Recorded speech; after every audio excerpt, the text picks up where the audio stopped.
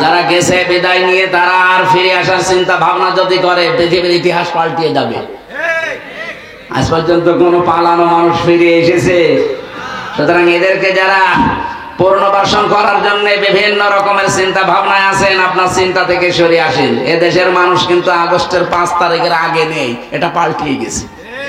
কথা বলে না কেন? যে যেখান থেকে এটা চেষ্টা চালাবেন ব্যর্থ হবে, সে সেনাবাহিনী হোক আর অন্য বাহিনী হোক। যেখানে যারা আছে, আমরা দেখছি সেনাবাহিনীর যিনি প্রধান, উনি অলরেডি আত্মীয়তার সম্পর্ক ছিন্ন করে জাহান্নামী হয়ে গেছে।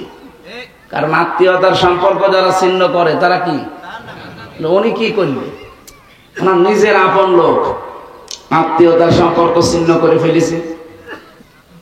আমরা হাদিস পড়েছিলাম যে লা ইয়াদখুলুল জান্নাতা কাতিউন, যারা আত্মীয়তার সম্পর্ক ছিন্ন করে তারা কি জান্নাতে যাবে না, তারা জাহান্নামী। তো ওনার আত্মীয় ছিল, উনি সম্পর্কটা যদি ঠিক রাখতে পারে না। এখন শুনছি গোপনে আবার বিভিন্ন কায়দায় সম্পর্ক ঠিক রাখার চেষ্টা চালাচ্ছে। কিন্তু বাংলাদেশের মানুষ এখন যে জায়গায় আছে, এ দেশের মানুষ আর মানবে না। আপনি দরকার নতুন আত্মীয় করেন, ওই আত্মীয় ভুলে যান, ওটা আত্মীয় না। হযরতে নূহ আলাইহিস সালাম তার সন্তানের পরিচয় দিতে চাচ্ছিলেন, আল্লাহ বললেন না, সন্তান না, ওইটা আপনার। ওটা আপনার আহাল পরিবারের লোকেরা যারা আল্লাহ রাসূলকে মানে না, মানবতার জন্য যারা হুমকি, ওরা আপনার আত্মীয়ই না। এই জন্য আমরা এদেশে যারা মুসলিম আছি, এ দেশের বৈধ যারা নাগরিক আছি, এ দেশটাকে যারা অবৈধ করার জন্য চেষ্টা চালিয়েছেন, আপনি তো আমার আত্মীয় হলো। এখন আমরা কোরআনের ওই আয়াত অনুযায়ী বলবো, লাইসা লাকা মিন আহলিকা, আপনি আমার আত্মীয়ই না। আমরা চেষ্টা চালাচ্ছি। 4 নাম্বারটা হচ্ছে ওয়াল ইসতিদাদু লিয়াউমির রাহি, আখিরাতের পুঁজি তৈরি করার জন্য সে লোকটা সচেষ্ট থাকবে। আল্লাহ রাব্বুল আলামিন আমাদেরকে 4টা যে স্তর বললাম, আল্লাহর ভয় তৈরি করা, কোরআনের আমল করা, অল্পে তুষ্ট থাকা, আর আখিরাতের পুঁজি তৈরি করার জন্য চেষ্টা চালানো। এই 4টা যার ভেতরে আছে তার ভেতরে তাকওয়া আছে, আর 4টা যার ভেতরে নেই সে আকাশ দিয়ে উড়ে গেলে ওর ভেতরে তাকওয়া নেই। যেহেতু রমজান এসেছে আমাদেরকে তাকওয়া শিক্ষা দেওয়ার জন্য, আর কোরআনে কারীম আল্লাহ নাযিল করেছেন রমজানে, ইন্না আনজালনাহু ফি লাইলাতিন মুবারাকা, অবশ্যই আমি আল্লাহ কোরআন নাযিল করেছি একটা বরকতময় রজনীতে। ইন্না কুন্না মুনযিরিন, আর আমি নিজে সতর্ককারী। সতর্ককারীকে আমরা শুধু অ্যাডভার্টাইজ করছি, আসল সতর্ককারীকে কোরআনে আল্লাহ এরকম সতর্কবাণী দিয়েছেন 500।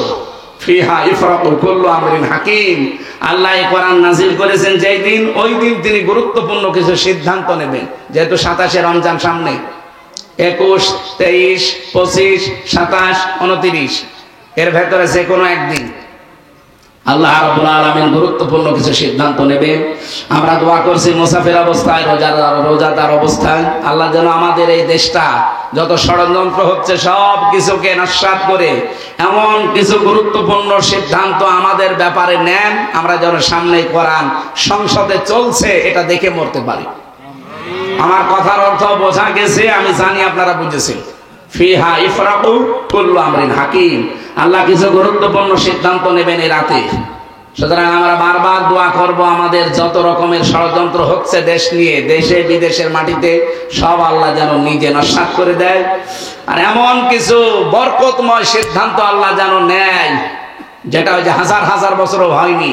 কোরআন নাযিল করে আল্লাহ যেটা দিয়েছে সেটা পাওয়া যাবে যদি এটা সংসদে যায়। আল্লাহ রাব্বুল আলামিন ওই দৃশ্য দেখে মরার তৌফিক আমাদের দান করুন, আমিন। রমজানুল মুবারক আসলে জান্নাতকে আরো বিউটিফাই করা হয়, সাজানো হয়। জাহান্নামের যত দরজা আছে সব বন্ধ, এমনকি মজবুত করে দেওয়া হয়। নবীজি বলেন জান্নাতের যে ভোর পরীগুলো আছে এরা গান বলতে আরম্ভ করে আনন্দে। রব্বুল আলামিন বলেন রমজানুল মুবারকে যে রাতে কোরআন নাযিল হয়েছে, এই পৃথিবীর মানুষের জন্য এত বেশি উপকার হয়েছে, শুধু একদিন না, হাজার হাজার বছরেও মানুষের এই পৃথিবীতে এত উপকার হয়নি। এই জন্য আমরা রমজানুল মুবারক আসলে সেরা কদরটা তেলাওয়াত শুনি বেশি। ইন্না আনজালনাহু ফি লাইলাতিল কদরি ওমা আদরাকা মা লাইলাতুল কদর। অবশ্যই আমি কোরআনে কারীম লাইলাতুল কদর নাযিল করেছি মহিমান্বিত রজনীতে। এটা আজকে শুরু হয়ে গেছে, এখান থেকে যে বেজোড় 10 দিন আছে, যে কোনো একদিনেই হতে পারে। যদিও 27শে রমজান আমরা অনেকে মনে করি না, যে কোনো একদিন হতে পারে। আল্লাহ পাক বলেন, নবী আপনি কি জানেন এই কদরটা কি? আপনাকে যে বললাম লাইলাতুল কদর, আপনি জানেন এটা কি? লাইলাতুল কদরি খায়রুম মিন আলফি শাহর। এটা আলফুন ওয়াহিদুন আল্লাহ দেননি। যারা আরবি গ্রামার জানে, আলফুন ওয়াহিদুন মানে 1000 বছর, আর আলফুন শাহরুন মানে নির্ধারিত না, দুইটাই নাকেরা অনির্দিষ্ট। এটা 1000 বছর না, আমরা 84 বছর 4 মাস মনে করি না, 83 বছর 4 মাস না, 1000 বছর না, কত বছর কেউ জানে না। আল্লাহ যেহেতু নির্ধারিত করেন না, এজন্য আমাদের নির্ধারিত করা ঠিক না। এটা হাজার হাজার বছর। এই পৃথিবীর মানুষের হাজার হাজার বছরও যে উপকার আল্লাহ করেননি, এই একদিনে কোরআনে কারীম নাযিল করে তার চাইতে বেশি উপকার করেছে। এর নাম লাইলাতুল কদর। কি উপকার করলেন? কোরআনে কারীম নাযিল হওয়ার আগে শ্রমিক তার মর্যাদা মূল্য ফিরে পায়নি, পেত না। মেয়েরা তাদের সম্মান মর্যাদা পায়নি, পেত না। মেয়ে হলে তাদেরকে জীবিত কবর দিয়ে দিত। শ্রমিককে কাজ করিয়ে টাকা দেওয়া দূরের কথা, আর পিটাতো। শ্রমের কোনো মর্যাদা ছিল না, নারীর মর্যাদা ছিল না, মানবতারও কোনো দাম ছিল না পৃথিবীতে।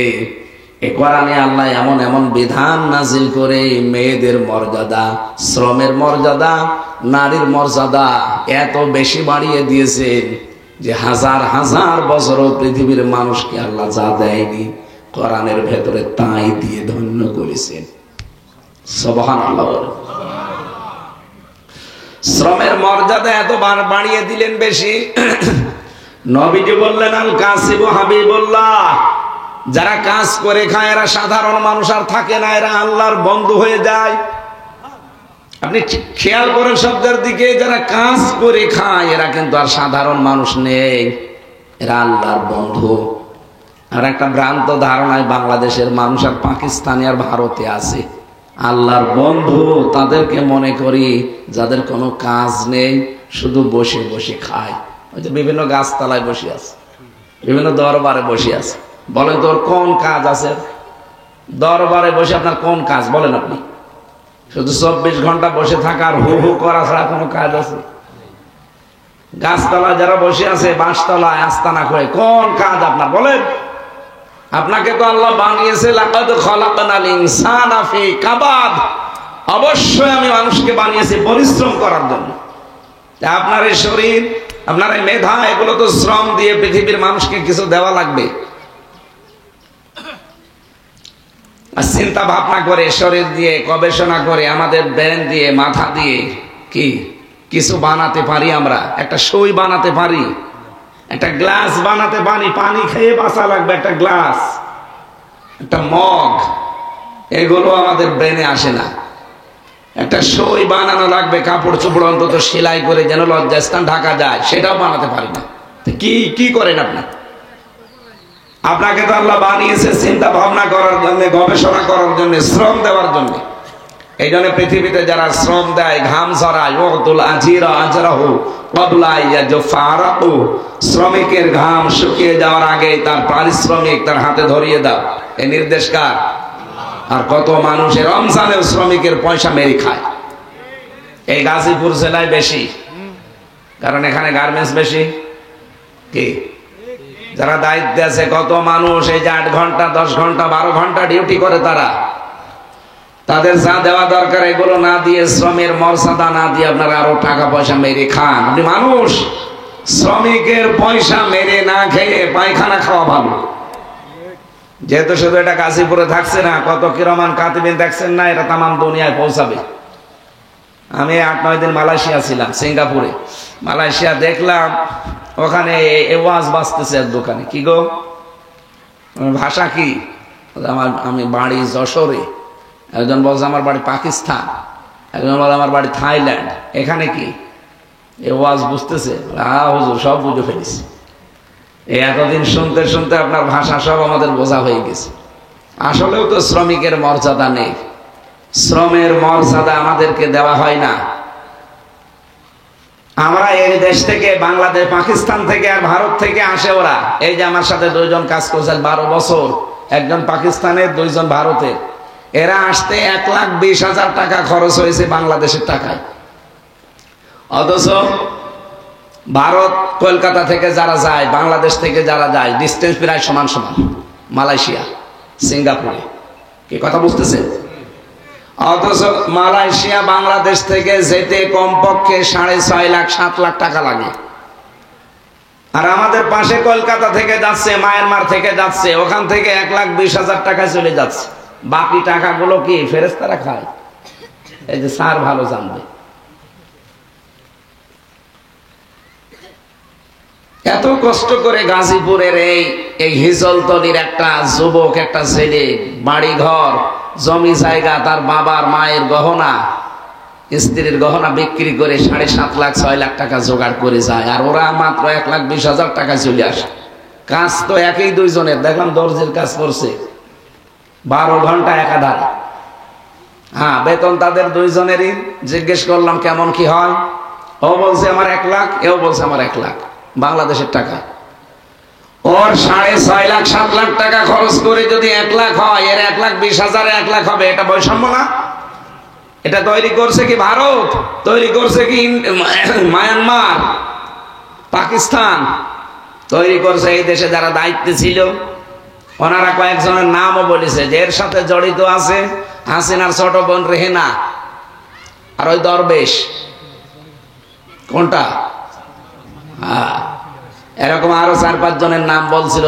ওখানে কিছু মানুষ আছে, তাদের কাছে আমি শুনেছি। এই যে শ্রমিকের সাথে যে কাজটা করলে, শ্রমিকের পয়সা যারা মেরে খেয়েছেন এইভাবে 2 নাম্বারি কায়দায়, কিয়ামতের দিন আপনার শরীরে 1 টুকরা গোশত থাকবে না, শুধু হাড় ছাড়া। এখনই তো তাই অবস্থা হয়ে গেছে 6.5 মাস জেল খেটে। আর কিয়ামতে যে জেল আল্লাহ বানিয়েছে, যে কারাগার, শ্রমিকের পয়সা যারা মেরে খান, গরিব মানুষকে যারা ঠকান, আপনার শরীরে 1 টুকরা গোশত আল্লাহ রাখবে না, পুরাটা একেবারে ঝাঁঝরা করে দেবে। আগামীতে যারা আসবে দায়িত্বে, তারা যেন সচেতন হয়, বিশেষ করে শ্রমিকের ব্যাপারে। কারণ এরা সাধারণ মানুষ না, আল্লাহর বন্ধু। কত বড় গুরুত্বপূর্ণ শব্দ আল্লাহর নবী দিলেন তাদের ব্যাপারে। আর সবচাইতে ঘৃণিত, সবচাইতে খারাপ মনে করে আমরা তাদেরকে।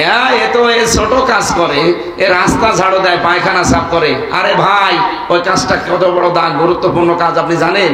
এই গাজীপুরে যারা রাস্তা ঝাড়ু দেয়, টয়লেট সাফ করে, ওরা যদি না থাকতো এই শহর বসবাসের অযোগ্য হয়ে যেত। সকালবেলা বের হতে পারতেন? আপনি তো সাহেব মানুষ, আপনি তো এসব করেন না।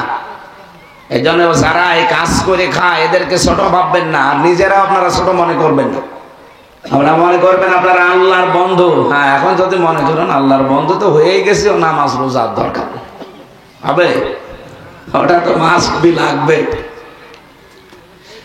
কোরআনে কারিমে আল্লাহ উদ্বুদ্ধ করছেন, ফাইদা কুদিয়াতিস সালাতু ফান্তাশিরু ফিল আরদি ওয়াবতাগু মিন ফাদলিল্লাহ ওয়াযকুরুল্লাহা কাসীরান লাআল্লাকুম তুফলিহুন।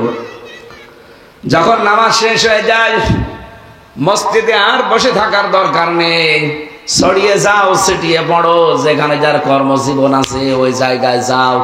কিন্তু সাবধান, মসজিদে যেভাবে আল্লাহকে স্মরণ করতে, অতটুকু স্মরণ কর্মজীবনে করলে হবে না। উনি সচিবালয়ে কাজ করতেন, নামাজ পড়েছে মাত্র 5 ওয়াক্ত নামাজ পড়তে 1 ঘন্টা 10 মিনিট লাগে। আর ওনার ডিউটি ছিল সচিবালয়ে 8 ঘন্টা। ওই 8টা ঘন্টা যদি আল্লাহর স্মরণে থেকে, নামাজে যেভাবে আল্লাহকে স্মরণ করেছিল, মনে রেখেছিল, ওই 8 ঘন্টাও যদি ওভাবে আল্লাহর কথা মনে রেখে অন্যায় কোনো কাজ এই হাত দিয়ে না করে, এই মেধা দিয়ে না করে, 1 ঘন্টা 10 মিনিট নামাজ পড়ে যে সওয়াব পেয়েছে, পুরো 8 ঘন্টা ডিউটি করে একই সওয়াব পাবে। 8 ঘন্টায় যে নামাজের মতো সওয়াব হয়, এটা অনেকে জানেই না, মনে করে না এ দুনিয়ার কাজ। কে বলেছে আপনাকে? দুনিয়ার কাজ বলে কোনো কাজ নেই। যা করবেন ওইটা আখিরাতের কাজ। পৃথিবীতে মানুষ যেটা করে ওইটা দিয়ে তার আখিরাত তৈরি হয়। দুনিয়ার কাজ বলে কিচ্ছু নেই। যা করবেন ওটা কিসের কাজ? আরো জোরে বলেন। এই জন্য নামাজ ছিল 5 ওয়াক্ত নামাজ পড়তে মাত্র 1 ঘন্টা 10 মিনিটে শেষ। আর বাকি যে 22 ঘন্টা 50 মিনিট সময় এখনো দুনিয়ায় কাটাবে, কিভাবে কাটাবে? 8 ঘন্টা না ডিউটি করলো সঠিকভাবে আল্লাহর কথা স্মরণ করে আল্লাহর বিধান অনুযায়ী, তাহলে 8 আর ওদিকে 1 ঘন্টা 10, 9 ঘন্টা 10 মিনিট পুরাটা মনে করুন আর ইবাদত হয়ে গেল। আর বাকি তো এখনো আছে, এই ঘন্টাগুলো কি করবে? উনি তো 6 ঘন্টা বা 8 ঘন্টা ঘুমাবে। ঘুমানোর সময় যদি বলে বিসমি আল্লাহুম্মা বিসমিকা আমুতু ওয়া আহইয়া আস্তাগফিরুল্লাহ আল্লাযী লা ইলাহা ইল্লা হুয়াল হাইয়্যুল কাইয়্যুম ওয়া আতুবু ইলাইহি, এতটুকু পড়ে যদি ঘুমিয়ে যেতে পারে 8 ঘন্টা আপনি নামাজের মতো সওয়াব পাবে। উনি কি আছে বলেন তো? ঘুমিয়ে আছে। বলেন বলেন। উনি যে 8 ঘন্টা ঘুমিয়ে নামাজে দাঁড়িয়ে যে সওয়াব পেত ওই সওয়াব পাবে, এটা এতদিন জানতেন? এমনকি ওনার স্ত্রীকে যদি শাসন করে যে তুমি আমার বাড়িতে থাকতে হলে ফরজ নামাজ পড়ো না, যদি শাসায়, এমনকি যদি মারধরও করে নামাজের জন্যে, ওই মারধর করাটাও ইবাদত হিসাবে আল্লাহ লিখে নেবে। 4টা কারণে স্ত্রীকে মারা যায়, শাসন করা যায়, কিন্তু 4 জায়গায় মারা যায় না, মাথায়, মুখে, বুকে আর পিঠে। এই 4 জায়গা বাদ দিয়ে বাকি জায়গায় আপনি তাকে 4টা কারণে মারতে পারবেন, যদি ফরজ নামাজ না পড়ে, ফরজ রোজা না রাখে, সঙ্গত কারণে। যদি ফরজ পর্দা যেটা আছে এটা না করে, 4 নাম্বার স্বামীর জায়েজ হুকুম যেটা, এটা যদি না মানে, এই 4টা যদি না মানতে চায় তাহলে তাকে শাসনের জন্য মারা যায়। মাজা থেকে শুরু করে পা পর্যন্ত লাঠি হবে, কোদালের আছাড়ি, কি 1 বিঘত পরিমাণে একটা লাঠি, তাও নিজের হাত দিয়ে ধরা লাগবে, পিলাস দিয়ে ধরা যাবে না।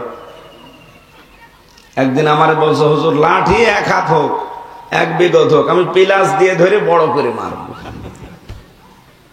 নাই তো 1 বিঘত লাঠি যদি নিজের হাত দিয়ে ধরে মারা যায়, ও ছাতা কি লাগবে? ও তো মারলে হবে না, গুঁতো দেওয়া লাগবে। না, স্ত্রীর গায়ে হাত তোলা এটা ইতর মানুষের কাজ। আমি যে পয়েন্টে কথা বলছিলাম, আপনি নামাজ শেষ হয়ে গেলে মসজিদে আর থাকতে পারেন না, অথচ নামাজের আগে আল্লাহ ওয়াজকুরুল্লাহ শব্দটা দেননি। পুরা কোরআনে দেখবেন নেই, কিন্তু যেখানে কাজের কথা, কর্মজীবনের কথা, প্র্যাকটিক্যাল লাইফের কথা সঙ্গে সঙ্গে আল্লাহ দিয়েছেন ওয়াজকুরুল্লাহ।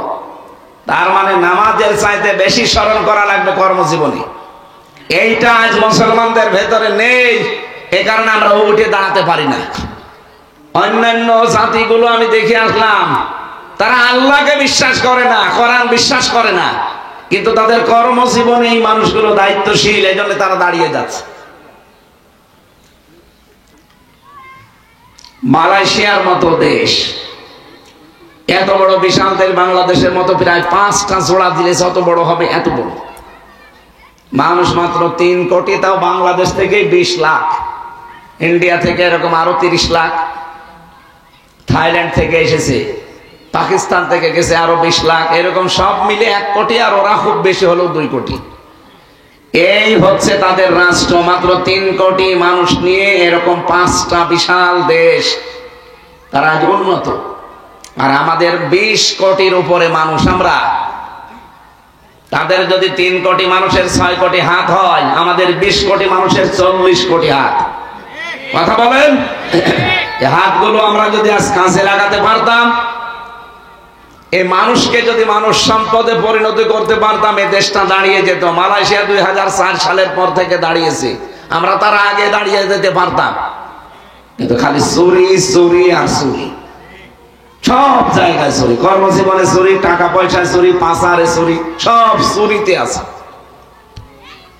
আর এই চুরির আইনটা কোরআন দিয়ে পাশ করতে দিতে চায় না তারা, যারা সব চাইতে বড় বড় চোর। কারণ তারা জানে যে চুরির আইন যদি সে 1971 সালে 72 সালে যখন সংবিধান হয়েছিল, যদি চুরির আইনটা ওই জায়গায় লেখা থাকতো কোরআন দিয়ে যে হাত কেটে দাও, তাহলে এদেশের বহু মানুষের হাত গলায় ঝুলতো। এই জন্য ওরা কোরআনের এই আইনকে বর্বর আইন বলতো। একজন মারা গেছে, আমি নাম নিলাম না, উনি বলতো কোরআনের এই আইনটা সূরা মায়েদার এই 37 নম্বর আয়াত, 38 নম্বর আয়াত, আস-সারিকু ওয়াস-সারিকাতু ফাকতাউ আইদিয়াহুমা, চোর চুরি করলে নারী হোক পুরুষ হোক সাক্ষ্য প্রমাণে যদি ধরা হয় তার হাত কেটে দাও। এই নির্দেশ কার? উনি বলতো এটা বর্বর আইন, কারণ সে জানে যে আমার কালো বিড়াল বের হয়ে গেছে, যদি এটা প্রমাণ হয় তাহলে আমার কি কাটা যাবে। এই জন্য হাত কাটার আইনকে সে বর্বর আইন বলতো।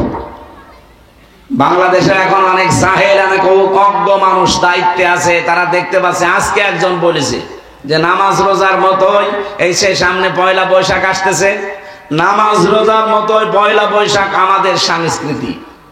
এ কথা কেউ বললে তার ঈমান থাকার কথা? কোথায় নামাজ রোজা আর কোথায় পয়লা বৈশাখ?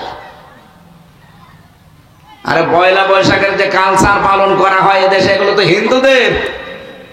আপনি তো পালন করবেন পয়লা মুহররম ইমাম হোসাইনের মতো, যে অন্যায় দেখলেই জীবন দিয়ে হলেও প্রতিবাদ করা লাগবে, এর নাম। আর ওরা পয়লা বৈশাখে বাদর সাজে, আল্লাহকে দেখাতে চায় যে মানুষ বানিয়েছে, ওই আমার ভালো লাগে না, আমি বাদর হলে ভালো লাগতো। আল্লাহর সৃষ্টি যারা বিকৃত করে, আল্লাহ সবচাইতে বেশি রাগ হয় তাদের প্রতি। আল্লাহ আমাদের জাতিকে যেন হেফাজত করে, আর এই কথা যিনি বলেছেন তিনি যেন তাওবা করেন। অথবা 16 কোটি 18 কোটি 20 কোটি মানুষ কিন্তু একবারে আবার ওই জালেমদের মতো খেপে গেলে আপনারও গদিতে থাকতে পারবেন না। এদেশের মানুষের আর কিছু না থাক, অন্তত এতটুকু ঈমান আছে যে আল্লাহ রসুলের উপরে কোনো আঘাত আসলে এরা আর তখন দল বেদল দেখে না। কি কথা বলেন না কেন? এটাই যদি আর না থাকে তখন আর অস্তিত্ব থাকবে না। এই জন্য এই কথা যিনি বলেছেন, বুঝে বলেছেন কি না বুঝে বলেছেন আমরা জানি না, আপনার তওবা করে নেবেন, নয়তো আপনার ঈমানের সমস্যা দেখা দেবে। আমরা কর্মজীবনের কথা দিয়ে শুরু করেছিলাম, নামাজের চাইতে এখানে জানলাম কর্মজীবনের দাম কত বেশি। আমরা এই জন্য মসজিদে প্রবেশ করলে দেখবেন দুনিয়ার সব মানুষ একটা দোয়া পড়ে, আল্লাহুম্মা ইফতাহলি বা মাফতাহলি আবওয়াবা রহমাতিক, হে আল্লাহ তোমার রহমতের একটা না, আবওয়াব বহু বচন, বাবের যত দরজা আছে সব খুলে দাও। তাহলে রহমত পাওয়ার জায়গা কোনটা? মসজিদ। বলেন না কেন? রহমত পাওয়ার জায়গা, রহমত পাওয়া শেষ, এবার আপনি আর মসজিদে বসে থাকতে পারবেন এ কথা আল্লাহ কোরআনে দেয়নি। ফান্তাশিরু ফিল আরদ, ছড়িয়ে যাও জমিনে। ছড়িয়ে যাওয়ার সময় কি বলবা? এই জন্য মসজিদ থেকে বের হওয়ার সময় কি বলা লাগে? আল্লাহুম্মা ইন্নী আসআলুকা মিন ফাদলিকা। এই যে কোরআনের আয়াতে ছিল অবতাগু মিন ফাদলিল্লাহ, আল্লাহর রিজিক, আল্লাহর অনুগ্রহ তোমরা তালাশ করো, অনুসন্ধান করো, খোঁজ করো। আর এই দোয়াতেও আল্লাহ ওই শিক্ষাটাই আমাদেরকে নবীজি দিলেন যে আল্লাহুম্মা, হে আল্লাহ, ইন্নী, অবশ্যই আমি, আসআলুকা, আপনার কাছে চাই, মিন ফাদলিকা, আপনার রিজিক চাই। তাহলে ফজল মানে রিজিক, ফজল মানে কি? এটা পাওয়ার জন্য কি মসজিদ, মাদ্রাসা, খানকা, ঈদগাহ, গোরস্থান, কোন জায়গা? জমিন। বলেন বলেন। ফান্তাশিরু ফিল আরদি, ছড়িয়ে যাও জমিনে। সুতরাং রিজিকের জন্য কোথায় থাকা লাগবে? এই জমিনে ছড়িয়ে ছিটিয়ে যে সেক্টরে কাজ করছে। আপনি যদি কাজটা মনে করেন যে না নামাজের মতো এইটাও ইবাদত, বাংলাদেশ তো একেবারে দাঁড়িয়ে যাওয়ার কথা।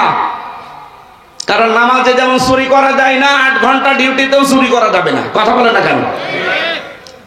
ইউনিয়নের মেম্বার থেকে শুরু করে একেবারে সংসদ যিনি প্রধান আছেন এদেশে, প্রত্যেকটা মানুষ যদি আজ এই রকম করে ইবাদত মনে করতাম, আমার মনে হয় দেশটা মালয়েশিয়ার মতো 2004 সালে না, এমন 54 বছর আগে দেশটা দাঁড়িয়ে যেত।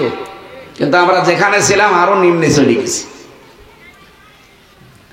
এখানে রমজানুল মুবারক এসেছে, আমার প্রথম কথা ছিল একটার সাথে যেহেতু আর একটা সম্পর্কিত, রিলেটেড করা। রমজান আসলে যেন আমরা জান্নাতের দরজা যেহেতু সব উন্মুক্ত হয়ে আছে, আরো পরিষ্কার পরিচ্ছন্ন করে বিউটিফাই করা হয়। জাহান্নামের দরজা যা বন্ধ আছে আরো বন্ধ করে দেওয়া হয়। জান্নাতের হোর পরেরা গান বলতে আরম্ভ করে এবং আল্লাহ নিজে রহমতের দৃষ্টিটা বান্দার প্রতি একেবারে একনিষ্ঠ ভাবে নিক্ষেপ করে থাকে। পুরাটা মাস আল্লাহ দিয়ে আছে, আর এই শেষের দিকে আরো আল্লাহ বেশি দিয়ে আছে। বিশেষ করে নাজাতের এই সময়ে আমরা যেন আমাদের জীবনে নাজাত তৈরি করতে পারি জাহান্নামের আগুন থেকে, বলেন আমিন। এইটাই মানব জীবনের সবচাইতে বড় সফলতা। আমি এবার একটা নতুন তথ্য বলছি, যারা একটু লেখাপড়ার মন দেন বা পড়াশোনা করেন তাদের জন্য কাজে লাগবে। সূরা আলে ইমরান 185 নম্বর আয়াত। আল্লাহ রাব্বুল আলামিন বলেন, কুল্লু নাফসিন যায়িকাতুল মাউত ওয়া ইন্নামা তুওয়াফাউনা উজুরাকুম ইয়াওমাল কিয়ামাহ ফামান যুহজিহা আনিন নার ওয়া উদখিলাল জান্নাতা ফাকাদ ফাজ। প্রত্যেকেই মারা যাবেন। ও গাজীপুরবাসী, আপনি যত উপরে ওঠেন না কেন আপনাকে মরা লাগবে, এটাই ফাইনাল। পৃথিবীতে আজ পর্যন্ত যত দামি মানুষও বেঁচে থাকেনি, কিয়ামত পর্যন্ত কেউ থাকবেও না। ওয়া ইন্নামা তুওয়াফাউনা উজুরাকুম ইয়াওমাল কিয়ামাহ, কিয়ামতের দিন প্রত্যেকের উজরত পারিশ্রমিক আল্লাহ পরিপূর্ণ করে দেবে। এই শব্দটার দিকে খেয়াল করে আমি একটা জিনিস পেয়েছি। আমার এই 33 বছর বয়স, 92 সালে আমার জন্ম। আমি যদি এই 33 বছরে মারা যাই, যত অপরাধ করেছিলাম ওই অপরাধগুলো আমার মাথার উপরে চাপিয়ে দিলে আমার বিচার শেষ হয়ে যাওয়ার কথা। আল্লাহ ইউওয়াফাউনা উজুরাকুম ইয়াওমাল কিয়ামাহ, উজুর বহুবচন দিলেন কেন? তাফসীর মাহফিলে আসতে হয়, কোরআন বুঝতে হয়, এই কারণে নিজের জীবনকে সংশোধনের জন্য। আল্লাহ আজরুন দিতে পারতেন, উজুর দিলেন কেন? আমার 33 বছর বয়সে আমি মারা যাই, ঠিক আছে, কিন্তু 33 বছরে এমন এমন কাজ আমি আঞ্জাম দিয়েছি যে 33 কোটি বছর এটার রেশ থাকবে। আমি একটা সিনেমা তৈরি করলাম, একটা সিনেমা হল বানালাম। আমি হয়তো মরে গেলাম 33 বছর বয়সে, কিন্তু ওই সিনেমা হল, ওই সিনেমা তো আর বন্ধ হয়নি, ওটা চলতে আছে। কি দিন যত যাবে ওটা বিউটিফাই করে আরো সুন্দর করে ছড়াবে, বিভিন্ন ভাষায় ছড়াবে। এই বাংলাদেশে পবিত্র প্রেম বলে একটা সিনেমা বানিয়েছিল একজন হিন্দু একজন মুসলমান, এই চরিত্র নিয়ে, বাংলাদেশের মেয়ে। ওটা আমি তামিলনাড়ুতে গিয়ে দেখি, ওই দেশে এই সিনেমাটা তামিল ভাষায় পরিবর্তন করে তাদেরকে দেখানো হচ্ছে। কাহিনী একই আছে কিন্তু ভাষাটা তামিল। পাকিস্তানে যান, এখানে উর্দুতে আপনাকে শোনাবে ওই কাহিনীটা। না লাগবে না কিছু। আমি যেটা বোঝাতে চাই এখানে, আমি মারা গেছি কিন্তু আমার কাজ তো মরে যায়নি। এই কাজটা যতদিন থাকবে কবরের ভেতরে আমার পাপের বোঝাটা তত বাড়তেই থাকবে। কথা বোঝানো যায়নি।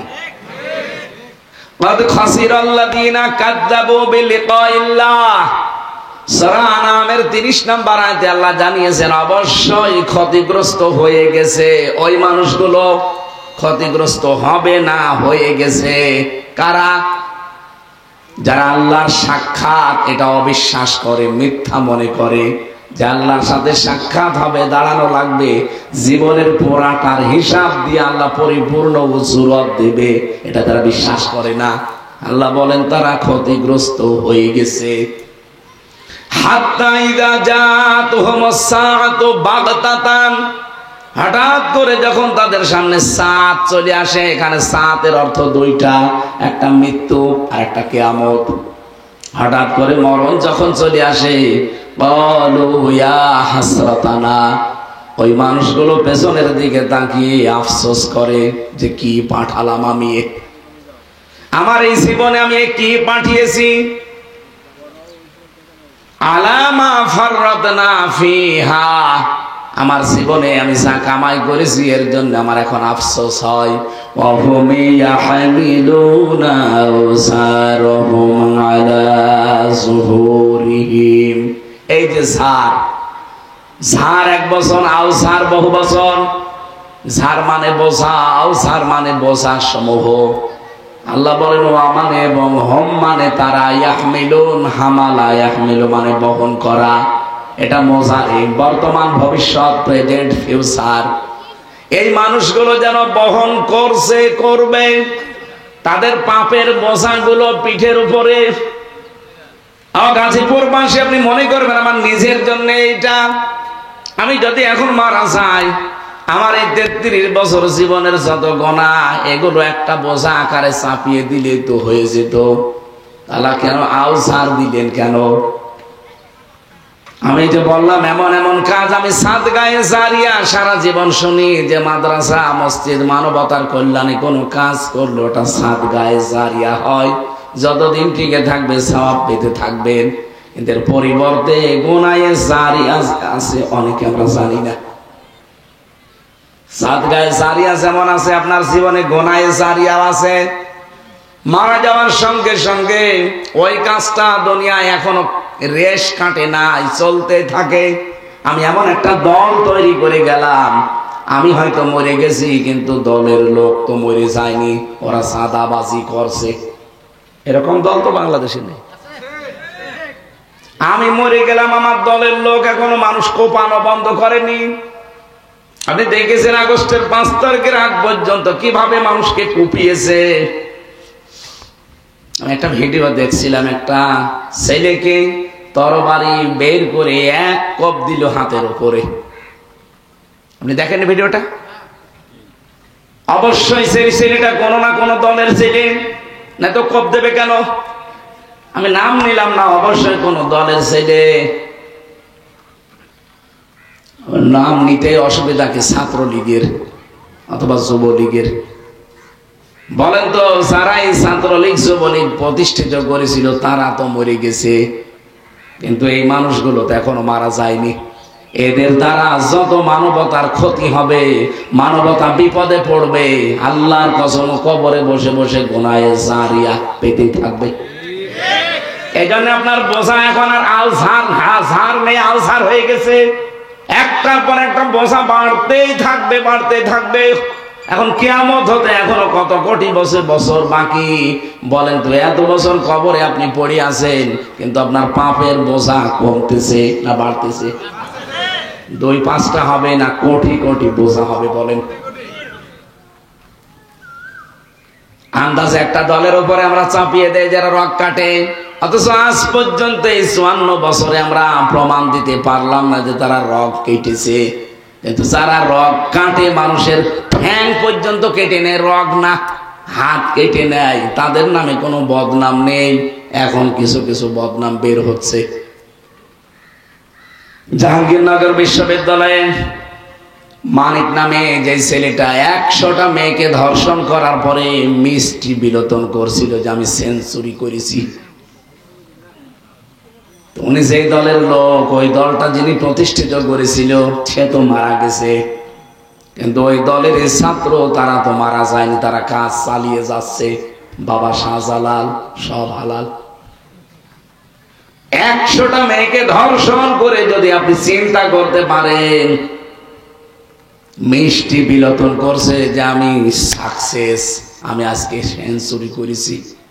উনি তো মরে গেল, কিন্তু এই কাজগুলো যতদিন এই দুনিয়া জীবিত থাকবে, যত মানুষ ধর্ষণের শিকার হবে, যে কয়েকদিন আগে আসিয়া, এইটাও কোনো তারা মোনামা যাবে।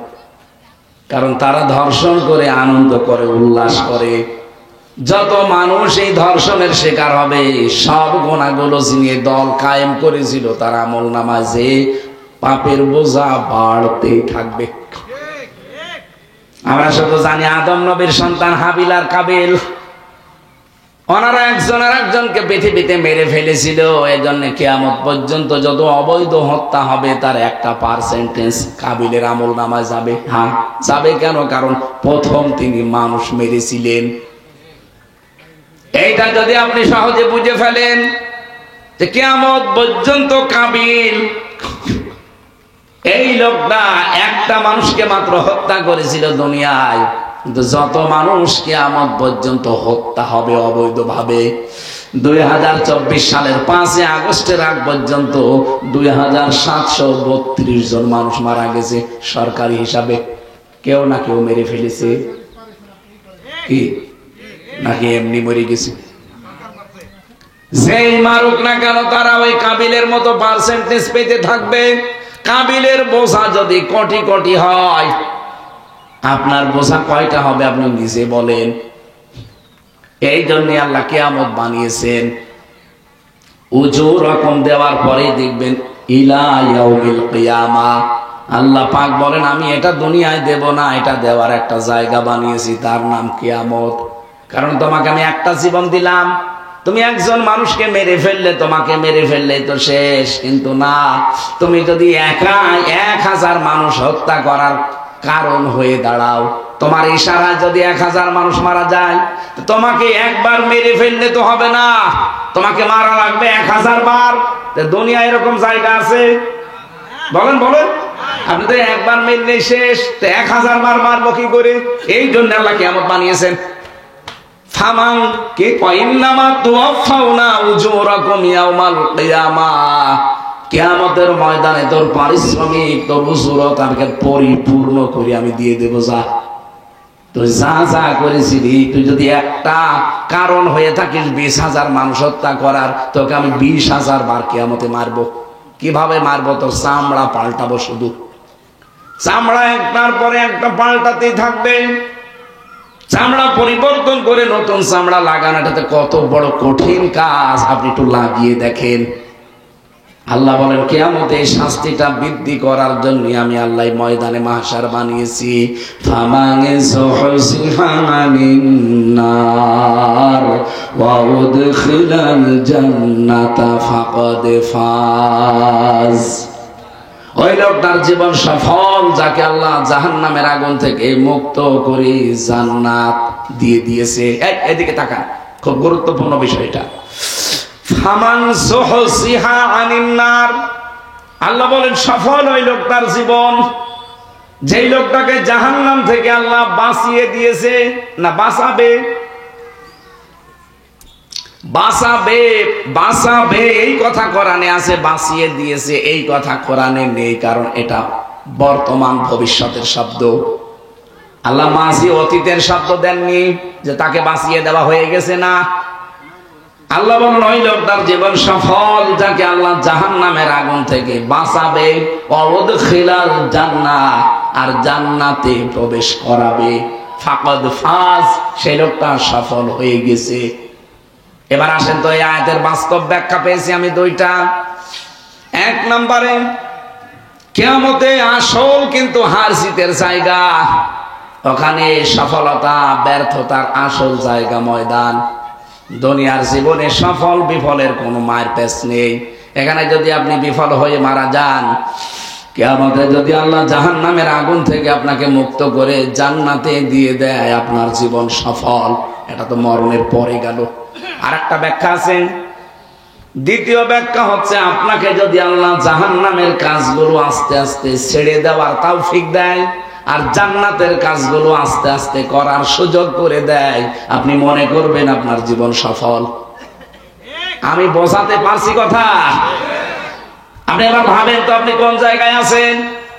জাহান্নামের কাজগুলো, অন্যায়গুলোকে আস্তে আস্তে আমি ছেড়ে দিতে পারছি, আর জান্নাতের কাজগুলোকে আমি আস্তে আস্তে ধরতে পারছি।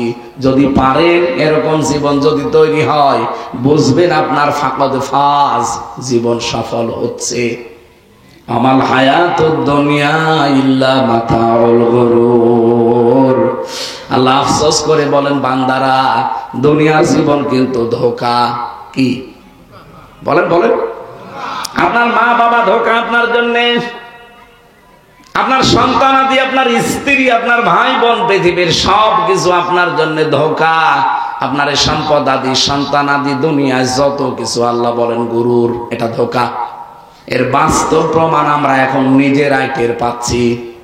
200 বছর আগে যে লোকটা মারা গেছে, ওই লোকটা যদি এখন গাজীপুরে এসে বলে যে এই জমি জায়গা আমার, এই বাড়ি আমার, আপনি ঢুকতে দেবেন?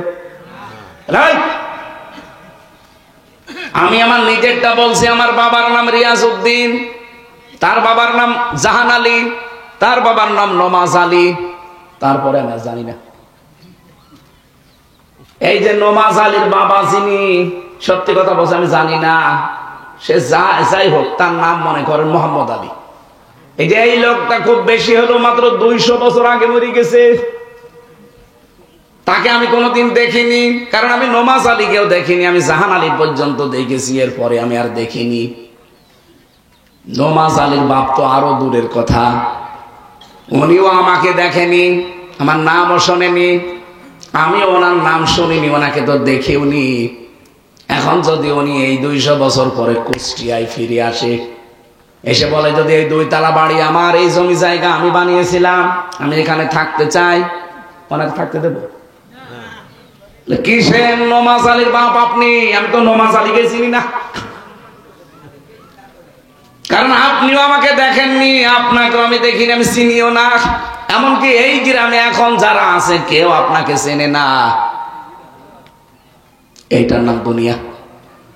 আল্লাহ বারবার কোরআনে আয়াতটা দিয়েছেন, আমাল হায়াতুদ দুনিয়া ইল্লা মাতাউল গুরুর। হে পৃথিবীর মানুষেরা, দুনিয়ার জীবনটা কিন্তু ধোঁকা, এটা প্রতারণা ছাড়া আর কিছু না। এই জন্য এইটার পেছনে পড়ে আমার বিশাল আখিরাত যেন ভুলে যেও না। আমার ম্যাডাম আমাকে ভালোবাসে, আমি জানি। কত মানুষ আছি আমরা এই পৃথিবীতে, রমজানুল মোবারক চলে যাচ্ছে, নিজের আখিরাতের পুঁজি তৈরি না করে স্ত্রীর মুখে হাসি ফোটানোর জন্য, তাকে সুখী রাখার জন্য, শান্তি দেওয়ার জন্য বৈধ অবৈধ নেই, বাম হাত ডান হাতের কামার একসাথে করে। এটা রেকর্ড হচ্ছে, এই কারণে বলছি সারা দুনিয়া এখন যাচ্ছে। আপনি ডান হাত বাম হাতের কামাই একসাথে করে 2 তলা থেকে 20 তলা বানিয়ে দিয়ে চলে গেলেন, এখনই মারা যান। এখনই মারা গেলে আজকে রাত যদি আমার ম্যাডামকে কেউ বলে হামজা মরে গেছে, একটু পাহারা দেন, বলবেন না, জিন আসবে। কি বলবেন? আমি একা পারবো না পাহারা দিতে, আরো 3-4 জন মহিলা দেন। না, আমি একা থাকতে পারবো না। পাহারা যদি দেয়ও, যদি বলা হয় সারা জীবন তো আপনার কাছে ছিল, আপনি খাটের উপরে ছিলেন 2 জন, আজকে আপনি থাকবেন খাটের উপরে আর হামজাকে খাটের নিচে মাটি দেব, বলবেন না, জিন আসবে। মাটি তো দিতে দেবেই না, সকালবেলা বলবে কবরে নিয়ে যান। হ্যাঁ, পাগলের মতো হয়ে যাবে, খাওয়া দাওয়া হয়তো বন্ধ করে দেবে। 2 দিন 5 দিন 7 দিন পরে দেখবেন স্বাভাবিক হয়ে গেছে তার জীবনও। 4 মাস 10 দিন পার হতে হতে তার মা বাবা মিলে দেখবেন তার বিয়ে দিয়ে দেবে অন্য জায়গায়। মাত্র 2-3 দিন 4 দিন 5 দিন সংসার করার পরে ঠিক আমার ম্যাডাম তার বাবার কাছে কল দিয়ে, মায়ের কাছে কল দিয়ে বলবে, বাবা মা, হামজা তো আর কি ছিল, এখন যার সাথে আছে 100 গুণ ভালো মানুষ, আমি ডিলেট হয়ে গেছি। অথচ এই 5 তলা 2 তলা থেকে 5 তলা আমি বানিয়েছিলাম। কথা বলে ঠিক কিনা? এখন আমার আর কিছু তার মনে নেই। ওই 2 দিন তার কাছে থাকার পরে সব সে ভুলে গেছে। বাবার কাছে এখন শোনামও হয় তার, যে হামজারে কি দেখে দিয়েছিলেন, এখন যা পেয়েছি এর মতো আর জিনিস হয় না। আমি নিজে যেহেতু উপলব্ধি করছি, আপনাদেরকে উপলব্ধি করাচ্ছি। দুনিয়ার জীবন কিন্তু এরকমই। এজন্য কার পেছনে থেকে আপনার বিশাল আখিরাত আপনি নষ্ট করবেন বলেন? আল্লাহ আমাকে যেমন বুঝ দিচ্ছেন, প্রত্যেকে যেমন এই বুঝটা ক্লিয়ার করে দেন, বলেন আমিন। আমি শ্রমিকের কথা বলতে গিয়ে পর্যন্ত এসেছিলাম। এই জন্য শ্রমিকের মর্যাদা অনেক বেশি। যারা কাজ করে খান, বাড়িতে হোক জমিনে হোক, যে যেখানে আমরা কাজে আছি, আমরা নিজেকে যেন ছোট মনে না করি, মনেই করবেন যে আমি কাজে না, আমি ইবাদতে আছি। প্রত্যেকটা মানুষ যদি বাংলাদেশে আমরা এটা মনে করতাম, রমজান মাস প্রতি বছর বছর আসা লাগতো না, একবারে রমজান সফল হয়ে যেত। 2 নম্বরে রমজানের দাম বেড়েছিল যেহেতু কোরআনের কারণে, এর সাথে সম্পৃক্ততা বাড়াবেন। 3 নম্বরে আমি নিয়েছিলাম, 3 নাম্বারটা কি? আপনাদের যদি কিছু মনেই না থাকে তেমন বলেই যাবো, আপনি শুনিয়ে যাবেন। এই জন্যই তো 45 মিনিটের বেশি কথা বলা ঠিক না, কারণ মাথায় কথা ধরার একটা লিমিট আছে। আমি বলেই গেলাম 2 ঘন্টা ধরে, আপনি শুনিয়েই গেলেন না। আমি কয়টা বিষয়ের কথা বলতে চাচ্ছি বলেন তো? 4টা। প্রথম কি? রমজান। প্রথম কি? 2 নম্বরে কোরআন। 3 নম্বরে সিয়াম, 4 নম্বরে তাকওয়া। এই 4টা তো মনে রাখা যায়। এবার আসেন গুরুত্বপূর্ণ একটা তথ্য, আপনি এর আগে আমার যতটুকু জানা আপনি এর আগে কোনোদিন শোনেননি, আজকে শুনবেন। 3 নম্বরে যেটা বললাম সিয়াম। পৃথিবীতে যত নবীকে আল্লাহ পাঠিয়েছেন প্রত্যেকটা নবীর উপরে সিয়াম ছিল ফরজ। কুতিবা আলাইকুমুস সিয়াম কামা কুতিবা আলাল্লাযিনা মিন ক্বাবলিকুম, তোমাদের উপরে রোজা লিখে দিলাম, ফরজ করে দিলাম। শুধু তোমাদের উপরে না, তোমাদের পূর্বে যারা দুনিয়া থেকে বিদায় নিয়েছে সবার উপরে রোজা কি, আরো জোরে বলেন, সবার উপরে সিয়াম ছিল ফরজ, কিন্তু সাওম না। এদিকে তাকান, আসিয়াম এবং আসসাওম শব্দ দুইটা শুনতে কাছাকাছি মনে হচ্ছে, আকাশ পাতাল পার্থক্য আছে। সিয়াম হচ্ছে কন্টিনিউ, একটার পর একটা আসতে থাকা ধারাবাহিক ভাবে। এই জন্য আপনি দেখবেন এই যে রমজান যারা পাননি, সিয়াম যারা পাননি, এটা কিন্তু আগামী বছর হলে আপনি আবার বেশি থাকলে পাবেন। কি বলেন বলেন? কিন্তু সাওমটা কি? এখানে যারা আছেন একজনকেও যদি কেউ বলতে বলে যে বলেন তো সিয়াম আর সাওমের ভেতরে পার্থক্য কি, না আমার জানা পারবে না, কারণ ওইভাবে ডিপলি চিন্তা হয়তো আপনারা করেননি। সিয়াম যেহেতু প্রত্যেক নবীর উপরে ছিল, কিন্তু তাদের সিস্টেম আলাদা ছিল। আমাদের সিয়াম হচ্ছে সকাল থেকে সন্ধ্যা পর্যন্ত না খেয়ে থাকা, পানি না পান করা, স্ত্রী সম্পর্ক থেকে বিরত থাকা, আর হারাম যত কাজ আছে হারাম কাজগুলো ছেড়ে দেওয়া। এই 4টা শর্ত পালন করার নাম হচ্ছে সাওম। এর নাম কি? আর সিয়াম কি? আমাদের উপরে তো সিয়াম ফরজ, অথচ আমি হাদিস পড়েছিলাম প্রথমে, আপনি দেখেছেন আস-সাওমুলি আস-সিয়ামুলি বলি নাই। না কুন্না মুনজিরিন ফিহা ইফরাকু কুল্লু আমরিন হাকীম সাদাকতা ইয়া রাব্বানা। عن أبي هريرة رضي الله تعالى عنه قال قال النبي صلى الله عليه وسلم الصوم لي وأنا أجزي به وأنا أجزى به رواه ابن ماجه وما زادهم إلا إيمانا وتسليما اللهم صل على محمد وآله وصحبه وبارك وسلم। আলহামদুলিল্লাহ। গাজীপুর জেলার কালিয়াকৈর থানার অন্তর্গত বাজ হিজলতলী যুব সমাজের উদ্যোগে মাহে রমজান উপলক্ষে বাংলাদেশ স্বাধীন হয়েছিল 16 ডিসেম্বর। এটা আমাদের মনে আছে। যতদিন এদেশের অস্তিত্ব থাকবে ততদিন এই দিনটা পালন করা হবে। এই যে মার্চ মাসের 7 মার্চ, 26 মার্চ, এই সমস্ত দিনগুলো কি প্রতিদিন পালন করা হয়? এই দিন জাতীয়ভাবে এদেশের সব মানুষ দল মত নির্বিশেষে পালন করে। কেন? এটা উল্লেখযোগ্য কাজ হয়েছিল এই দিন। মাহে রমজান উপলক্ষে এলাকার যুব সমাজেরা যে আয়োজন করেছে, একে স্মরণীয় বরণীয় করে রাখার জন্য এটা আসলে নিয়ম যে গুরুত্বপূর্ণ কোনো কাজ যদি ঘটে যায়, ওটা যতদিন পর্যন্ত অস্তিত্ব থাকবে ততদিন ওইটা স্মরণ রাখার জন্য, আগামী প্রজন্মকে মনে রাখার জন্য এটা চালু রাখতে হয়। বাংলাদেশে 16 ডিসেম্বর পালন করা প্রতি বছর লাগবে কেন? ও তো হয়েছিল মাত্র একদিন, তা 1971 সালে। 53-54 বছর পার হয়ে গেল, এখনো পর্যন্ত 16 ডিসেম্বর আসলে সারা বাংলাদেশ এটা পালন করে। যতদিন এই দেশ টিকে থাকবে ততদিন পালন হতে থাকবে। রমজানুল মোবারক একটা গুরুত্বপূর্ণ বিষয় মানব জাতির জন্য। কোরআনে আপনি 12টা মাসের নাম পাবেন না, একবারে আল্লাহ 12টা মাস এই কথা দিয়েছে। একটু ভালো করে শুনবেন, আমি গতানুগতিক কথা বলতে চাই না। কোনো কথা বললে ওখান থেকে কি পাওয়া যায় সেটা বের করার চেষ্টা করি। আপনাদের গল্প বন্ধ হয়েছে? নীরবে থাকবেন, মনে করবেন এটা আমার জন্য। ইন্না ইদ্দাতাশ শুহুরি ইনদাল্লাহি 12 শাহরান ফি কিতাবিল্লাহ, সূরা তাওবার ভেতরে এসেছে অবশ্যই আল্লাহর নিকটে গণনার দিক থেকে মাসের সংখ্যা 12টা। কয়টা? 12টা মাস কি কি এটা কোরআনে আছে? হ্যাঁ, নেই।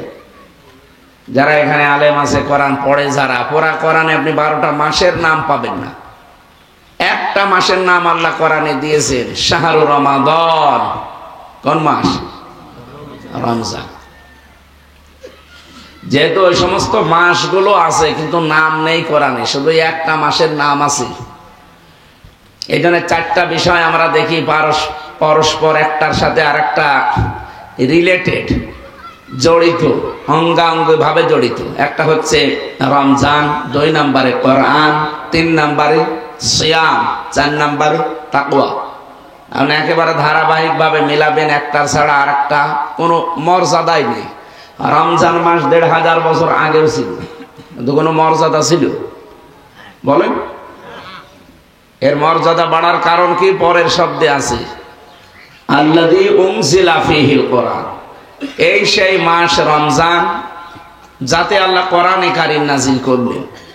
রমজানের মর্যাদা, মূল্যের কথা আমরা যা শুনছি বা শুনবো, এর একটাই কারণ, এ মাসে আল্লাহ কোরআন দিয়েছেন।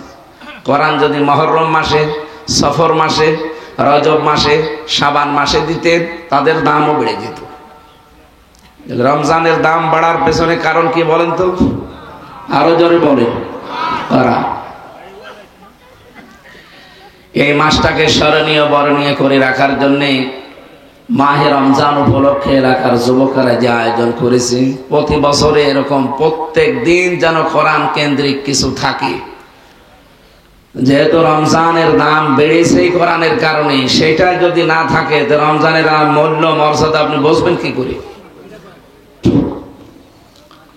আজকের মাহফিলের সম্মানিত সভাপতি জনাব মোহাম্মদ হেলাল উদ্দিন, প্রধান অতিথি জনাব মুজিবুর রহমান, বিশেষ অতিথি জনাব মোহাম্মদ শফিউদ্দিন, জনাব মোফাজ্জল হোসেন। এখানে সম্মানিত অতিথি আপনাদের এলাকার কৃতি সন্তান, সাবেক সচিব, শ্রদ্ধাভাজন ব্যক্তিত্ব জনাব শাহ আলম বকশী, আতালাল্লাহু উমরাহু ওয়া বারাকাল্লাহু ফি হায়াতি। বলেন আমিন। আমার পরে যিনি কথা বলবেন, বাংলাদেশের প্রথিতযশা আলেমে দ্বীন, ইসলামিক চিন্তাবিদ মাওলানা আব্দুল্লাহ আল আমিন। এরপরে মনে হয় কথা বলার আর কেউ নেই। বাকি যারা নাম দেখছি এনারা কথা বলেছেন, মাওলানা জামাল উদ্দিন, মুফতি আব্দুর রউফ, মাওলানা হোসাইন মাহফুজ, মাওলানা নাসির আহমেদ, অন্যান্য সম্মানিত ব্যক্তিবর্গ, সামনে বসা মুসলমান ভাইরা, পর্দার আড়ালের সম্মানিতা মা এবং বোনেরা, এগুলো বন্ধ করতে বলেন। এই বসো বসো বসো, বসে পড়ো। এই আপনাদের কাজ আছে, এখানে দাঁড়িয়ে কি করেন? বসে পড়ে। কাউকে এখানে দাঁড়িয়ে থাকা লাগবে না, বসে।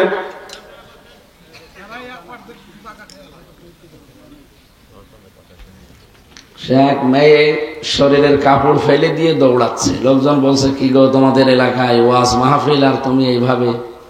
মাহফিল দিয়েছি তাই কত না, আবার শোনা লাগবে। এদের অবস্থা তো তাই, এরা সারা দুনিয়া ছড়াবে, আর এরা নিজেরা না শুনে উল্টা পাল্টার দিকে আছে। এই কাজ শেষ হয়ে গেলে বসে, আজকে আপনাদের ওয়াজ হবে, বসে।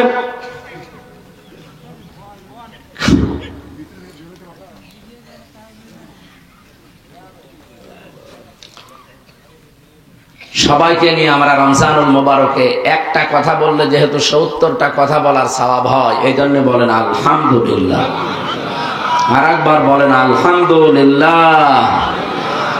দরুদ আর সালাম পাঠ করার মাধ্যমে আমরা আলোচনায় প্রবেশ করছি। রমজানুল মোবারকে যে 4টা বিষয় বললাম, এই 4টা বিষয়কে সামনে নিয়ে আমরা কথা বলবো ইনশাআল্লাহ। 1 নম্বরে রমজান। নবীজি বলেন, যখনই মাসটা আসে সঙ্গে সঙ্গে আল্লাহ জান্নাতের যত দরজা আছে দরজাগুলো খোলায় থাকে।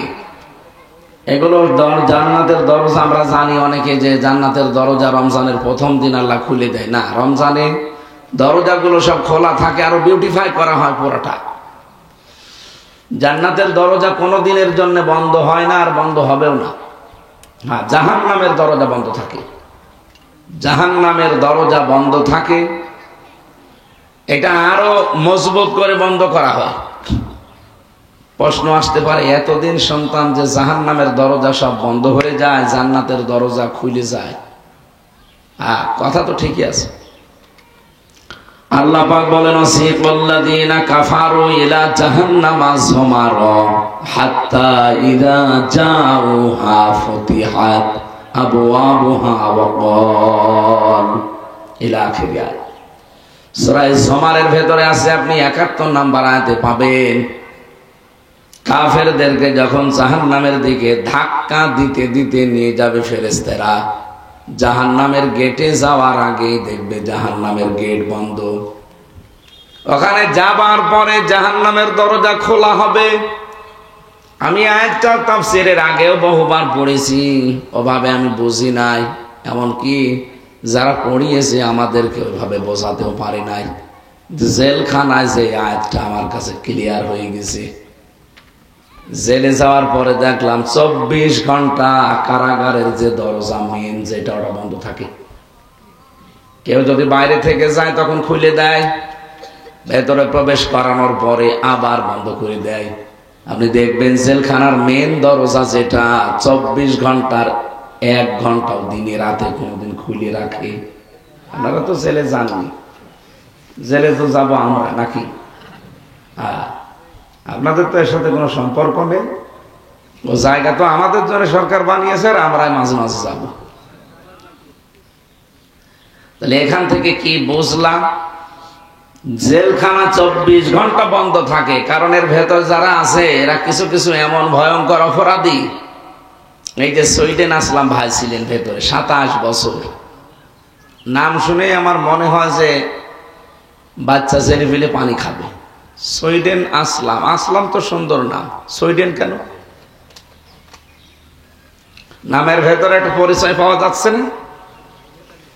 আমার উপর তলায় একজন ছিল ডেঞ্জার রাসু।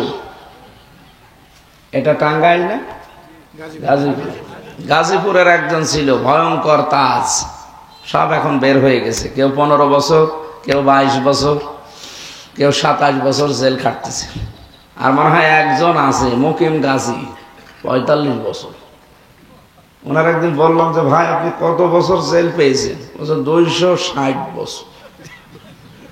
260 বছর আপনার জেল, আপনি বের হবে? হ্যাঁ হুজুর, দোয়া করে। আমি দোয়া করে দেব, 260 বছর আপনার জীবনে পার হয়ে চলে যাবে। আপনি 45 বছর জেলে আছেন। তাদের চেহারা মানে দেখলে আপনি যদি প্রথম দেখেন অবশ্যই আপনার ভয় লাগবে, পানি খেতে মনে চাবে। এই মানুষগুলো ভেতরে আছে, এরকম ভয়ঙ্কর মানুষ যারা সুইডেনে যে মার্ডার করে এখানে আসে, এখানে মার্ডার করে সুইডেনে যায়। এই মানুষগুলো এখন তারা আহ্বান জানিয়েছে সরকারকে যে আমরা আর এই রাস্তায় থাকবো না, পরিবর্তন হতে চায়। দয়া করে সরকার যাক, সবকিছু মাফ করে দিয়ে তাদেরকে বের করে দিয়েছে। আল্লাহ রাব্বুল আলামিন এই বান্দাগুলোকে যেন হযরত ওমরের মতো বানিয়ে দেয়। তা আমি কথা বলছিলাম, এই যে রমজানুল মোবারকে জাহান্নামের দরজাগুলো সব আরো গোল্লেকাতিল আবওয়াব বন্ধ করে রাখা হয়। যা আছে বন্ধ 24 ঘন্টা বন্ধ থাকে, আরো মজবুত করা হয়। এখানে জেলখানা আমি দেখলাম 24 ঘন্টায় তালা লাগানো, কেউ গেলে খুলে দেয়, ভবেরা প্রবেশ করে আবার তালা লাগায়। একটা সেকেন্ডের জন্য খুলে রাখে না, আপনি যাবেন সঙ্গে সঙ্গে তালা লাগিয়ে দেবেন। এর পরের আয়াতে আমি পেয়েছি রব্বুল আলামিন জানিয়েছেন, ওয়াসিকাল্লাযীনা তাকাউ রাব্বাহুম ইলাল জান্নাতি যুমারা হাত্তা ইযা জাউহা ওয়া ফুতিহাত আবওয়াবুহা ওয়া ক্বাল। আল্লাহকে ভয় করে যারা জীবন চালায় এই মানুষগুলোকে ফেরেশতারা ধাক্কা দেবে জান্নাতে নেওয়ার জন্য। কিন্তু জান্নাতে যাওয়ার আগে তাদের জন্য দরজাগুলো সব খোলা থাকবে। এই যে মাঝখানে ওয়া আছে, এর আগের আয়াতে কিন্তু ওয়া নেই। এই ওয়ার তাফসীর আমি 19টা পড়েছি, এর ভেতরে একটা হচ্ছে জাহান্নামে যারা যাবে, ওখানে যাবার পরে দেখবে দরজা বন্ধ, যিনি মালিক আছে দারোয়ান, নাম তার মালিক, ওনাকে বলার সঙ্গে সঙ্গে খুলে দেবে, ভেতরে দিয়ে আপনাকে তালা লাগিয়ে দেবে। জান্নাতের দরজা ওই রকম না, 24 ঘন্টা এটা উন্মুক্ত থাকে, খোলা থাকে। রোজা আমার জন্যে, ওয়ানা আজিসি বিহি বা ওয়ানা উজিসা বিহি, এর পুরস্কার আমি আল্লাহ নিজে দেব, অথবা আমি নিজেই তার পুরস্কার হয়ে যাব। এটাকে সিয়ামের জন্য না সওমের? বলেন বলেন, সওম কাকে বলে বোঝা গেছে কি? না খেয়ে থাকা খাবার, না খেয়ে থাকা পানি, স্ত্রী সম্ভোগ থেকে দূরে থাকা, আর হারাম কাজ যাবতীয় ছেড়ে দেওয়া। কয়টা শর্ত? আরো জোরে। কিন্তু সিয়ামটা কাকে বলে আপনি দেখেন, অন্যান্য নবীর উম্মতের উপরে সিয়াম ছিল, কিন্তু তাদের সিয়াম আমাদের মতো এই 4টা বিষয় ছিল না। হযরতে মারিয়াম আলাইহিস সালাম তিনি সিয়াম ছিলেন, তার সিয়াম বা তার রোজার নিয়ম ছিল কি? তিনি সব করতে পারতেন, তিনি খাবার খেতে পারতেন, পানি পান করতে পারতেন, সব করতে পারতেন, দুনিয়ায় শুধু কথা বলতে পারতেন না। তার মারিয়াম আলাইহিস সালামের যে নিয়ম, তার রোজার যে নিয়ম সিয়ামের, ওনার সাথে আমাদের রোজার মিল আছে? বলেন বলেন। এখন যদি বলেন না আমি মরিয়মের মতো রোজা রাখবো, শুধু কথা বলবো না আর সব খাবো, হবে? কারণ আমাদের ওই রোজা আল্লাহ দেয়নি। এই জন্য সিয়াম এটা কন্টিনিউ, প্রতি বছর আসতেই থাকবে, এটা কিয়ামত পর্যন্ত। কিন্তু সওম এটা আপনাকে তৈরি করা লাগবে। আমি আশা করি কথা বোঝাতে পেরেছি। আর সিয়াম আর সওম কি এক? সিয়াম আসে কন্টিনিউ, ধারাবাহিক ভাবে, একটার পরে একটা, আর প্রত্যেকটা উম্মতের উপরে সিয়াম আছে। এই পৃথিবীতে এখন 4,500 ধর্মের মানুষ বাস করে, প্রত্যেকটা ধর্মের মানুষ সিয়াম রাখে। আপনি ইহুদিদের দিকে তাকান, তারাও সিয়াম রাখে, কিন্তু তারা সেহরি করে না। খ্রিস্টানদের দিকে তাকান, তারাও সিয়াম করে, কিন্তু তারা ইফতারি করে না। এই যে হিন্দু যারা মুশরিক, এরাও বাবা মা মরে গেলে সিয়ামই করে, রোজায় রাখে, উপোস বলে, কি বলে? ওরা না খেয়ে থাকে না, কিন্তু তারা সেহরিও করে না, ইফতারিও করে না। আর আমাদের যে সিয়াম, এখানে সেহরি আছে, ইফতারি আছে, আর ওই 4টা শর্ত মেনে চলা আছে। নবীজি হাদিসে কুদসি, এটা বিশ্ব নবী এই জন্য জানিয়েছে, আস-সাওমু লি ওয়া আনা আজজি বিহি। এটা আল্লাহর কথা নবীর মুখ দিয়ে বের হচ্ছে। কেউ যদি সিয়াম সাধনা করে, সওম পালন করে, আমার আল্লাহ পাক নিজে তাকে পুরস্কার দেবেন, অথবা নিজেই পুরস্কার হয়ে যাবেন। এখন আমার প্রশ্ন, আল্লাহ সিয়ামটা কেন রমজানে দিলেন? এখনো তো 12 মাস ছিল, সেই মাসে সিয়ামটা দিলেন না কেন?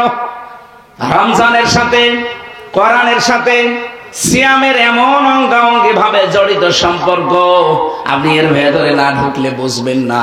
বক্তা চলে এসেছে, তাই জন্য আমি তাড়াতাড়ি করছি। 4 নাম্বার বলেছিলাম তাকওয়া, লাআল্লাকুম তাত্তাকুন। রব্বুল আলামিন বলেন সিয়ামটা দিয়েছি এই কারণে, যাতে তোমরা তাকওয়াবান হতে পারো, তাকওয়া অর্জন করতে পারো। এই তাকওয়াটা কি? এটা কি গাজীপুরের বাজারে কিনতে পাওয়া যায়? এইবারে ভালো করে শুনবেন, এতক্ষণ যা করেছেন আমি কিছু বলি নাই, এদিকে তাকান। এবার এই 4টা বিষয়, আমি এটাও জানি যে 4টা বিষয় জীবনে শোনেননি, এখনই শুনবেন। তাকওয়া মানে আমার মতো জব্বা গায়ে দিয়ে, পাগড়ি মাথায় দিয়ে, সুন্দর টুপি মাথায় দিয়ে, হাতে তসবিহ নিয়ে হো হো করা না। তাকওয়ার ব্যাখ্যা পেয়েছি আমি 4টা। হযরতে আলীকে জিজ্ঞাসা করা হচ্ছে, ও আলী, তাকওয়া কাকে বলে? হযরতে আলী নবীর জামাই বললেন, 4টা বিষয় যার ভেতরে পাওয়া যাবে, সে যেন মনে করে আমার ভেতরে তাকওয়া তৈরি হয়েছে। আমি এবার প্রশ্নটা ছেড়ে দিলাম, বলেন তো, যে 4টা বিষয় হযরতে আলী বলেছিলেন, যে 4টা বিষয় যদি আপনার ভেতরে থাকে, তাহলে আপনি বুঝবেন আপনি তাকওয়াবান হয়েছেন। আর যদি না থাকে, আপনি যতই বুজুর্গ দাবি করেন, আপনি বুজুর্গ না, আপনি বেজির্গ। চলে এসেছে? এত বড় বক্তা চলে আসলে কথা বলা যায়? আলহামদুলিল্লাহ। ভাই আমাদের শ্রদ্ধাভাজন বড় ভাই মাওলানা আব্দুল্লাহ আলামিন আন্তর্জাতিক অঙ্গনের কারি, আপনারা তেলাওয়াত শুনলে বুঝবেন। আলোচনা উন্নত মানের আলোচনা করেন। ওনাদের কণ্ঠ সাজি সাহেবের বিদায় নিয়েছে, কিন্তু কণ্ঠটা মনে হয় আল্লাহ ওইটা পরিবর্তন করে ওনারে দিয়ে দিয়েছে। হ্যাঁ, এখানে আরেকবার রয়েছে। আলহামদুলিল্লাহ, ভাইয়ের কথা শুনলাম। আমি রোজার মাস, এরপরে আমার আরেকটা অনুষ্ঠান আছে গাজীপুর, কি বলে ওটা, টাঙ্গাইলে, দেলদুয়ারে। রোজার মাসে যদি প্রতিদিন এই 2-3 ঘন্টা করে কথা বলা লাগে, আমার তো গলা শুকিয়ে শেষে বলবো পানি দিন পানি দিন। এই জন্য বেশি কথা বলা ঠিক না। রোজার মাসে ক্লাসের মতো সর্বোচ্চ 40-45 মিনিটে শেষ করা দরকার। 1 ঘন্টা আমাদের হয়ে গেছে, আমরা আর বাড়াতে চাই না। শুধু 4টা বিষয় খুব তাড়াতাড়ি ব্যাখ্যা ছাড়া বলি, আপনি মনে করে রাখবেন, লিখে রাখবেন। 1 নম্বরে আল খাউফু মিনাল জালিল, আল্লাহর ভয় তৈরি করা। আল্লাহকে যেমন না দেখে আপনি ভয় করছেন, বিশ্বাস করছেন, না দেখে ভয় করা লাগবে। 2 নম্বরে আল আমালু বিত-তানজিল, আল্লাহর কোরআন অনুযায়ী আপনার আমল হওয়া লাগবে, কাজ হওয়া লাগবে। আমাদের কাজ আমল হয় কিন্তু কোরআনের বাইরে। এখানে কাজ কারবার যদি কোরআন কেন্দ্রিক হয়, কোরআনের সাথে সম্পৃক্ত হয়, তখন আপনি বুঝবেন যে আপনার ভেতরে তাকওয়া আছে। নামাজ এটা কোরআনের আমল না? রোজা কোরআনের আমল না? কথা বলেন না কেন? হজ করা কোরআনের আমল না? কয়বার করে আছে কোরআনে? নামাজের কথা খুব বেশি হলো আপনি 82 বার পাবেন। রোজা রাখা লাগবে কথাটা সর্বোচ্চ আপনি 1 জায়গায় পাবেন। হজ করা লাগবে কথাটা জীবনে কোরআনে 1 জায়গায় পাবেন। যাকাত দেওয়া লাগবে কথাটা আপনি 82 জায়গায় পাবেন। কিন্তু এদেশে ইসলাম প্রতিষ্ঠিত করা লাগবে, দিন কায়েম করা লাগবে, এই কথাটা আছে 918 জায়গায়। কোরআনের আমল এইগুলো। আপনি নামাজটা মেনে নিলেন, রোজাটা মেনে নিলেন, হজটা মেনে নিলেন, যাকাতটা মেনে নিলেন, 56,000 বর্গ মাইলে যে কোরআনে কারিম প্রতিষ্ঠিত করা লাগবে, এটা আপনি মানেন না। আর কেউ মানতে বললে আপনি বলেন এটা ধর্ম ব্যবসা। একবার বলে দেখা, তাহলে এইটা যদি ধর্ম ব্যবসা হয়, নামাজও কি ওইটা ধর্ম ব্যবসা? 9টা এর ভেতরে আছে, আর 918 জায়গা আছে। এটা যে আকিমুদ্দিন, দিন কায়েম করো, ডাইরেক্ট হোক ইনডাইরেক্ট হোক। হয়তো 1 জায়গায় আপনি আকিমুদ্দিন পাবেন, অন্য জায়গায় পাবেন আলালাহুল খালক ওয়াল আমরু, আরেক জায়গায় পাবেন ইনিল হুকমু ইল্লা লিল্লাহ। এরকম বিধানগুলো আছে। তাহলে সবগুলোর সামারাইজ করলে আমি 918 জায়গায় পুরা কোরআনে পেয়েছি। ওইগুলোর কথা বললেই মানুষের কাছে আমরা কালার হয়ে যাই, বলে হুজুর বেশি বুঝো। অথচ নামাজের কথা সুর দিয়ে বলি, মানুষ কান্নাকাটি করবে, বলবে খুব ভালো মানুষ। ওই ভালো মানুষটা যখন বলে যে আকিমুদ্দিন, এটা কায়েম করা লাগবে। কারণ খৌফ, ভয়, তাকওয়া যদি কেউ তৈরি করতে চায়, কোরআনের বাইরে আমল করলে তার তাকওয়া তৈরি হবে। আমরা আপনাকে আহ্বান জানাবো। আজকে শফিউদ্দিন নাকি নাম যেন দেখলাম, এই শফিউদ্দিন সাহেব দিন কায়েমের আন্দোলনে যুক্ত হয়েছে। উনি বুঝে শুনে যুক্ত হয়েছেন, আন্দাজে যুক্ত হয়নি। উনি মনে করে নামাজ যেমন ফরজ, রোজা যেমন ফরজ, দিন কায়েম করা ঠিক ওই রকম ফরজ। এই কারণে এত রিস্কের ভেতরে ওই কাজগুলো তারা আঞ্জাম দিয়ে যায়। কিন্তু বাকি যে মানুষগুলো আমরা দেখি, কেন এই কাজকে আপনার ফরজ মনে করেন না? খালি নামাজ ফরজ, রোজা ফরজ, এটা ফরজ না? এটা আজ বাংলাদেশের 18-20 কোটি মানুষ যদি আমরা শফিউদ্দিনের মতো মনে করতাম না এটা ফরজ, এই বাংলাদেশে দিন কায়েম হতে দেরি হয়। কিন্তু আমরা এই তাকওয়ার এই পর্যায়ে যেতে পারিনি। সে হুজুর বলেন আর খেজুর বলেন। 3 নম্বরে আল কিনায়াতু বিল কলিল, অল্পে তুষ্ট থাকা। অল্পে তুষ্ট থাকতে পারি না আমরা, এই কারণে দেশটা আরো বসে যায়। এখন এত ঋণ এই দেশে, একটা মানুষ জন্ম নিলে 1,10,000 টাকা তার মাথার উপরে ঋণ। অল্পে তুষ্ট থাকলে এই কাজ হতো না। টাকাগুলো সব আপনি পাচার করে করে বাইরে বেগম পাড়া, সাহেব পাড়া বানিয়েছে। থাকতে তো পারেন না। মালয়েশিয়া দেখেছি, হোটেলে ওঠার পরে নিচতলায় নেমে কি এখানে বসে কি করেন? হুজুর আমরা আগে পালিয়েছি। সাহেব পাড়া বানিয়েছেন, ওখানে থাকবেন না? ওখান থেকে মায়ের খাবো। বাংলার জনগণ এখানে আছে, পিটিয়ে হাত নিয়ে ফেলবে। কি করলেন আপনি? সাহেব পাড়া বানালে থাকতে পারেন না। টাকাগুলো যদি এই দেশে কর্মসংস্থান তৈরি করতেন, মানবতার কাজে লাগাতেন, দিনের কাজে লাগাতেন, এই দেশে 36 লাখ যুবক, এই যে সালসানি, এই যুবকগুলো বাইরের দেশে যে রাস্তা ঝাড়ু দেয়, পায়খানা সাফ করে, রুটি বানায়, কাপড় সেলাই করে, এগুলো করা লাগতো না। এই দেশে তারা সম্মানজনক রিজিক কামাই করতে পারতো। এই কথাগুলো না, এটার জন্য যারা দায়ী তাদেরকে ক্ষমা করা যায় কোন লাইনে? এই জন্যই তো বাংলার জনগণ চাচ্ছে না যে তারা আবার স্বাভাবিক আসুক। আসলে ওরা আর আবার অস্বাভাবিক করে ফেলবে। সুতরাং যেখানে আছে ও সেখানে থাক। দরকার হয় দাদারে মুসলমানি দিয়ে বিয়ে দিয়ে দিন। বুড়ে বয়সে মুসলমানিদের একটা সমস্যা আছে। হাসাম দরকার আমরা বাংলাদেশ থেকে পাঠাবো, বুড়ো হাসাম পাঠাবো যেন চোখ বন্ধ করে কেটে দেয়, সাথে যা গোড়া আঁকে যেখানে কাটে কাটুক। তারপরও দাদা মুসলমান না হলে তার বিয়ে সাথে হচ্ছে না। দাদারও শুনলাম যে বউ নেই, আর আমাদের ওইটারও নাকি স্বামী নেই। কি ওই একটা গান শুনছিলাম সেদিন, মোদির বউ নাই, পরেরটা জানি না। তো দুইটারে একসাথে মিলিয়ে অন্তত বুড়ো বয়সে যদি ছেলে মেয়ে হয় কিছু, ও আত্মীয় স্বজন আমরা আরো বাড়াই, তখন আমাদের আর বর্ডার থাকবে না, বাবা শাহজালাল সব হালাল হয়ে যাবে।